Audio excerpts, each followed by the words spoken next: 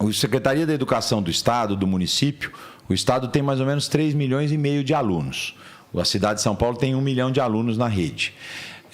Um problema antigo na rede de São Paulo era a questão dos absorventes para as meninas. As meninas faltam de aula por conta de não ter dinheiro para comprar absorvente.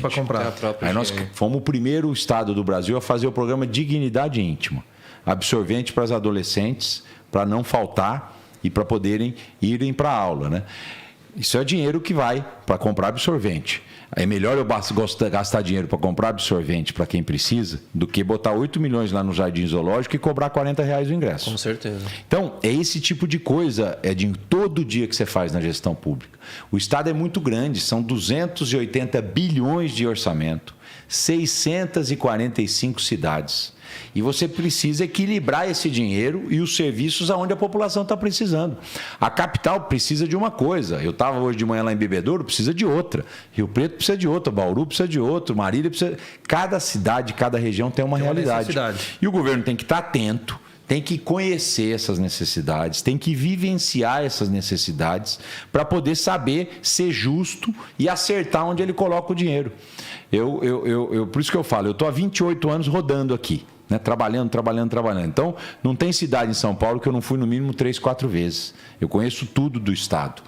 E o fato de você viver, de você conhecer vivendo, sentindo na pele. Eu contei que eu comecei ali em Itaquera e Guaianazes, era a periferia da periferia. Hoje Itaquera é a região da cidade que mais lança prédio no estado. Não tinha nem a Jacupêssego pronta. Hoje nós temos, enfim, uma região que se modernizou.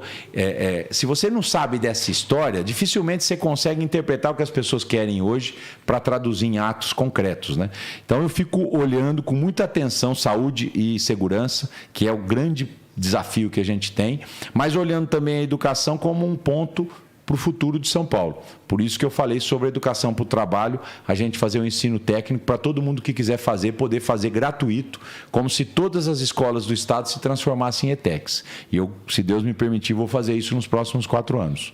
E eu vi um corte seu falando que muito do dinheiro arrecadado em São Paulo é mandado para Brasília e ele volta com uma porcentagem mínima, né? Um bom ponto, viu, Nick? A Constituição do Brasil, a gente vive num país federativo. Então, municípios é um ente da federação, estados, outro ente da federação, e União, o ente principal da federação. A Constituição de 88, ela separou os 3 entes, separou as responsabilidades. O pessoal entende. Então, buraco na rua, iluminação, limpeza. Opa, prefeitura. Segurança pública, no caso, estradas, aqui na capital, metrô. Opa, governador. Economia, inflação, presidente da República. Então, as pessoas dividem, até sem saber direito, elas dividem. E a Constituição divide bem isso, divide responsabilidade e divide financiamento para essa responsabilidade. União, você vai cuidar disso, você vai arrecadar com esses impostos. Governadores, vocês vão cuidar disso, vocês vão arrecadar com esses impostos. Prefeitos, vocês cuidam disso, vocês arrecadam esses impostos. Então, União, IPI, PIS, COFINS, tudo, imposto de renda, tudo União. Estado, ICMS, IPVA, que a gente divide com municípios, ICMS também, e ITCMD. Município, IPTU, ISS. Então, tudo dividido. No ano passado, eu mandei somar quanto dos impostos federais o governo federal arrecadou em São Paulo. Eu até falei um número outro dia, quase 750 bilhões. Aí eu refinei esse número, deu 716 bilhões de reais. Esse é o número concreto de 21. Esse dinheiro foi arrecadado aqui no estado e foi para Brasília. Quanto voltou? 47. 47 bi? 47. Aí esses dias falaram, Rodrigo, mas olha, tem também a União paga aposentados no estado de São Paulo. Então, são pessoas que estão morando em São Paulo e que esse dinheiro que você manda volta para o salário deles. Aí mandei somar, dá mais ou menos 190. Então, volta 230, se for esse 500 caso. lá ainda. O resto ficou para outro lugar.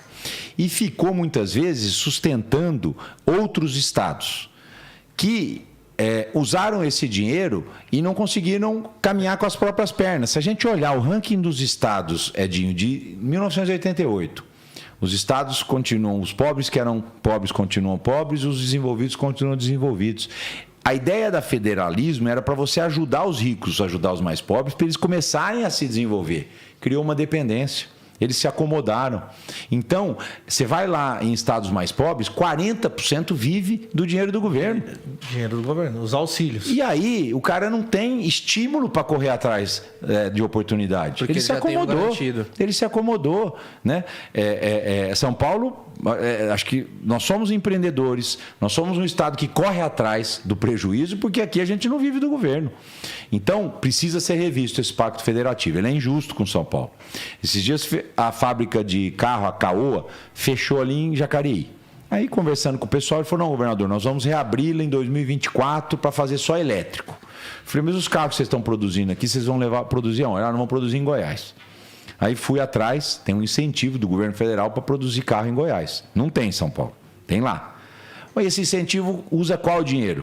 Pode ter certeza que é o dinheiro que arrecadou aqui. Governo de São Paulo. Então, não precisa voltar tudo, mas que volte um pouco mais para a gente resolver o problema. Pelo menos na metade. Aquilo que eu falei das casas. Vamos reformar as casas, são 3 milhões de casas que precisam de adequação em São Paulo.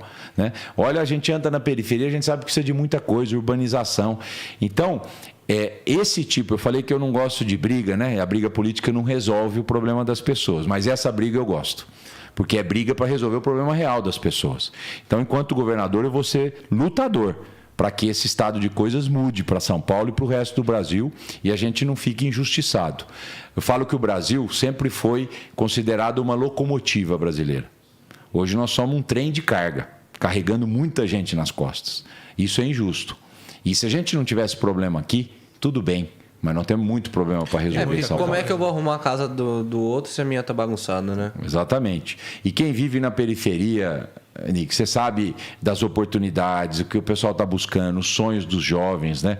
As pessoas vendo que as coisas não estão fáceis. Então, nós precisamos ter ensino de tempo integral, nós criamos oportunidades. São Paulo tem uma grande oportunidade de qualificar a mão de obra e prestar serviço para o Brasil e para o mundo.